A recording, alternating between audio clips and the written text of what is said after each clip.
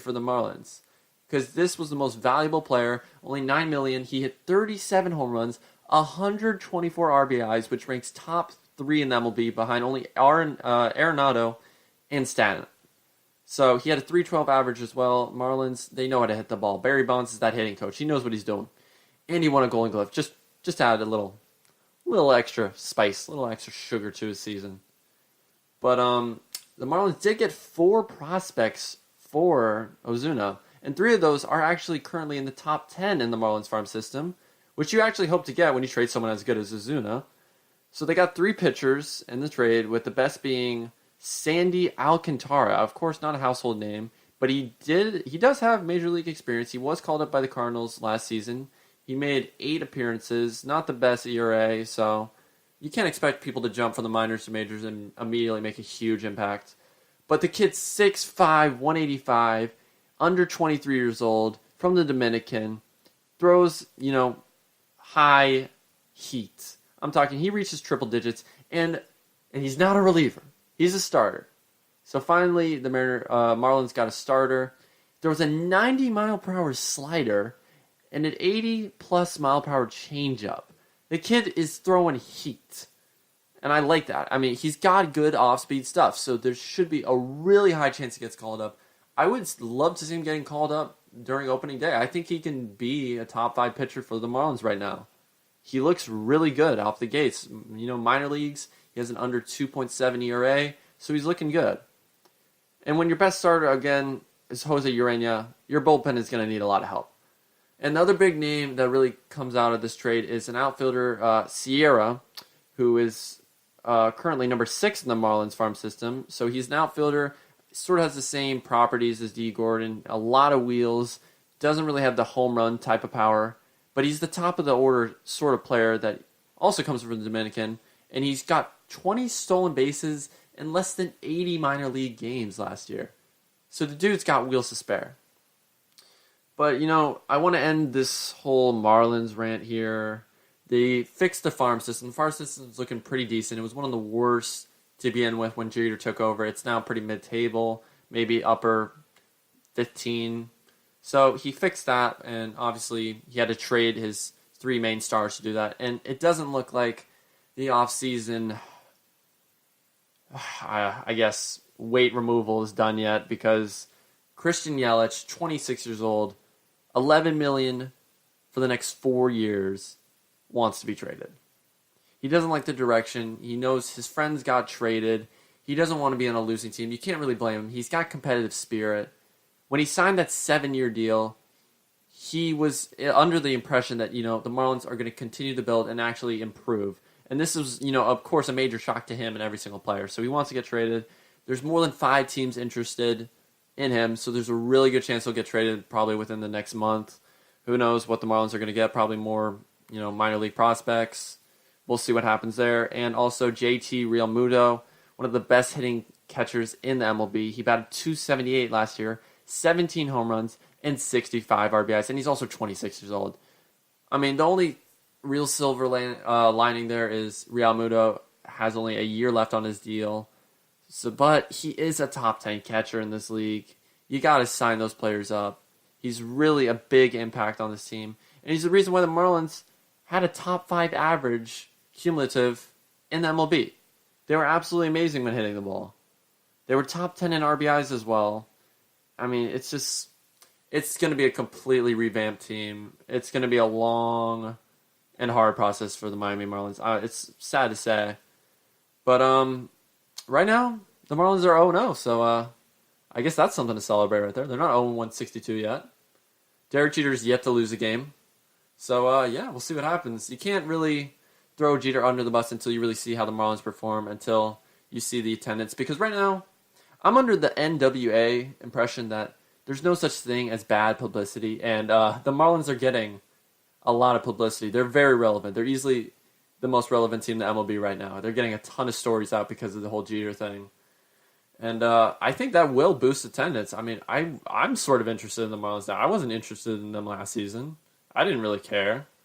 But now I want to know how good they're going to do. I want to see if they're going to tank. I want to see if they're going to succeed. I want to see if Jeter proves the doubters wrong. So it should be a really interesting season. A lot of eyes are going to be on the Marlins. So I'm going to end that section here. I'm going to take a quick break. And coming up is going to be my predictions for the NFL Championship round matchups. So don't go for long. I'm going to be right back.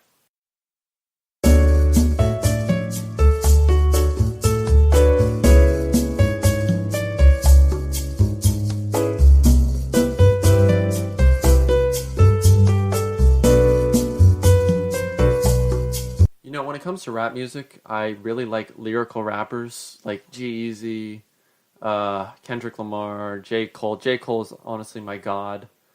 But for some reason, I'm really into Tekashi 6ix9ine right now. I don't know what it is about him. Gummo is like, that's my song, man. It gives me so much energy in the morning. I play it in the morning. I just feel like totally new person. Like I'm tired as hell, but when I play that, I'm just like, yeah, let's do this. I'm ready. It's like motivation. So I don't know why I like it so much. But let's get into the NFL. So if you watched last week, Saints choke City. As a Saints supporter, that was absolutely heartbreaking to see them come back from being down 17-0. I mean, the Vikings looked like they were going to run away with the game. And they got so lucky. So lucky. Marcus Williams. I mean, my first reaction to that was, I was like, Marcus Williams needs to be cut immediately. I need him to be thrown into a ditch, and I don't want to see his face ever again. I don't want to see him win that Saints jersey, which is, of course, really harsh, but I just had really strong emotions after that game. The Vikings, congratulations to them and all. If there is a team to support in the playoffs, it would be them, because I really want to see them play at home in the Super Bowl. That would be really awesome to see. From a neutral standpoint, but it's just really heartbreaking for the Saints. Drew Brees said this one's really going to stick for a while, and of course it will. I mean, losing on the last play of the game like that's absolutely... God, it just sucks. But here we go. NFC Championship Series is what everybody, of course, predicted in the beginning of the season. It's going to be Nick Foles versus Case Keenum. Everyone knew this was going to happen. The two backup quarterbacks taking over, leading their teams to this point. I mean, for NFL ratings, this is clearly the worst matchup imaginable. Matt Ryan against Drew Brees, that'll bring in fans. I mean, I would love to watch that matchup, but Foles against Keenum? I mean, I get it. They're both undefeated in the playoffs. I mean, who can you pick? They don't have anything bad to say. I mean, you're undefeated. But let's get into the actual stats. Let me get a little more serious. So, Nick Foles and Keenum have had some quite different seasons when you talk about them, because Case Keenum came in middle earlier on in the season. You know, he really had a great season. He had 22 touchdowns, only 7 interceptions. Foles came in, I think, in the last 3 games of the season, had 5 touchdowns and 2 interceptions, so pretty respectable numbers for Foles. You know, not a bad start whatsoever. And the Eagles do have home advantage, which is a huge factor in these games. You know, I mean, it's like a 12th man. I'm a Seahawks fan. I'm a Saints fan. Seahawks 12th man all the way. You can feel the presence in these type of games. That crowd is going to get nuts. And can Keenum and the Vikings handle that? In my opinion, I think they can. I really do. I think the Vikings are going to win this game. So Keenum, you know, he's had a lot of the season to actually develop chemistry with his wide receivers. He knows their tendencies. He's got Diggs. He's got Rudolph. And Adam Thielen, you know, he suffered a lower back injury against the Saints, but he said he's going to play. And Mike Zimmer said he's going to play. So he's going to play. So they got threats there. They got great running backs. Jerick McKinnon, he is an absolute man-mounted. Latavius Murray, former Pro Bowler. That matchup, I mean, that duo is actually really underrated when you think about it. They are seriously deadly. That looks like a team that can make the Super Bowl. They look like a Super Bowl contending team. And their defense is on a whole nother level. I mean, Minnesota easily has the best pass defense in the NFL. Maybe the Jaguars can say they have a better defense, but Harrison Smith, the safety for the Vikings, free safety, I believe, has been voted by Pro Football Focus as the number 1 safety in the league, and his partner in crime, who's currently going through the concussion protocol, Andrew Sendejo, is rated as the number 11 safety.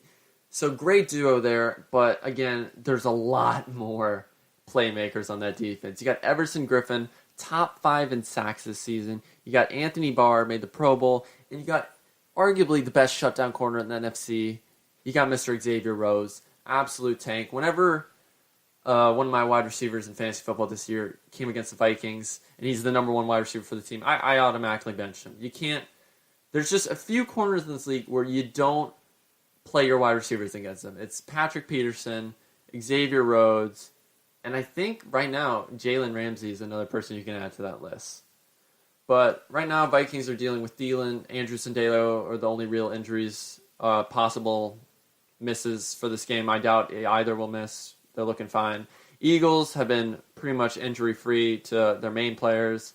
And of course, this game is going to be the battle of the defenses. I mean, it's going to be hard to pick which one is going to actually open this game first in the scoring department. I think it's going to be Vikings.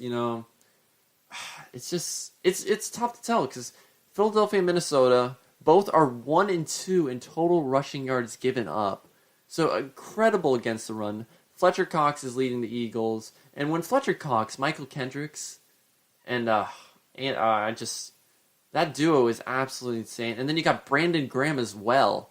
That's why the run defense is so good. I mean, how do you get past those 3 guys?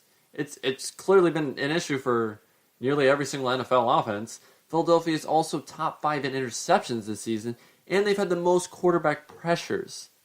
So, again, Eagles are not going to go down without a fight. Case Keenum is definitely going to have to do his homework this week and really prepare for this game because the Eagles are going to be planning on throwing different schemes, different looks at him, and really get him uncomfortable. Just like something, Belichick's going to do against Mr. Blake Bortles, my favorite quarterback in the NFL. But we'll get into that matchup later. But, again, Eagles do have the home advantage. Minnesota's defense is really going to have to carry them because it's really going to be another low-scoring game. Philadelphia barely edged by the Falcons 16-10, so it looks like it's going to be another one of those games.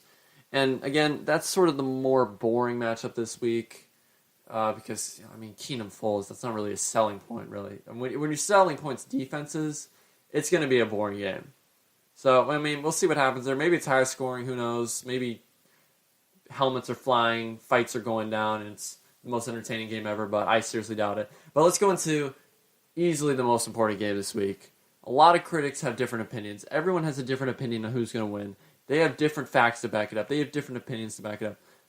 And my money in the Patriots-Jaguars game, I seriously think the Jaguars are going to win this game. Even though the Patriots have an 80% chance of winning, I have my money on the Jaguars all the way because, when the Steelers and Jags were playing, I think 11 out of 12 pro analysts had the Steelers winning because home field advantage is huge. But the Jaguars came out of nowhere. They scored 45 points. What? The Jaguars? Fournette had 3 touchdowns. So obviously Belichick, their defense, they're going to be prepared. They're going to be stacking the box. It's going to be sort of nearly the exact same scheme I would imagine they ran against the Titans. Just stuff the box, stop Derrick Henry. And in this case, it's going to be Fournette and make Blake Bortles win this game for the Jaguars. So when you think about it that way, do you really want to bet on Bortles? It's a tough thing to really back up your argument that, I think Bortles is going to outperform Tom Brady. But here's the thing.